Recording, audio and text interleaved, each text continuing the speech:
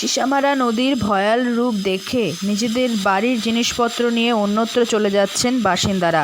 নদী বাড়ি ভাসিয়ে নেবে এই দেখে অনেকেই নিজের বাড়ি ভেঙে দিচ্ছেন।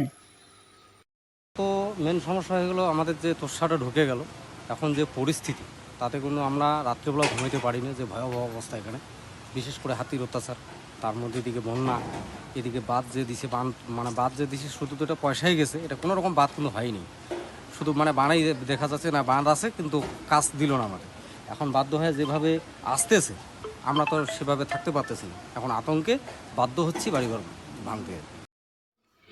এই ছবি দেখা যাচ্ছে সিসামারা তীরবর্তী জলদাপাড়ার নতুন পাড়া এলাকায়। ক্রমাগত ভাঙন হয়ে চলেছে জলদাপাড়ার নতুন পাড়া এলাকায়। সিসামারা নদীর ভাঙনে আতঙ্কিত এলাকার বাসিন্দারা। নদী তীরবর্তী এলাকার বাসিন্দারা নিজেরাই নিজেদের ঘর ভেঙে অন্যত্র চলে যাচ্ছেন, কেননা যে কোনো মুহূর্তে নদী গর্ভে চলে যেতে পারে গোটা এলাকা। অসুস্থ হয়ে পড়েছেন এলাকার বাসিন্দারা। এমনকি নদী ভাঙনের কবলে পড়েছে জলদাপাড়ার বনাঞ্চল।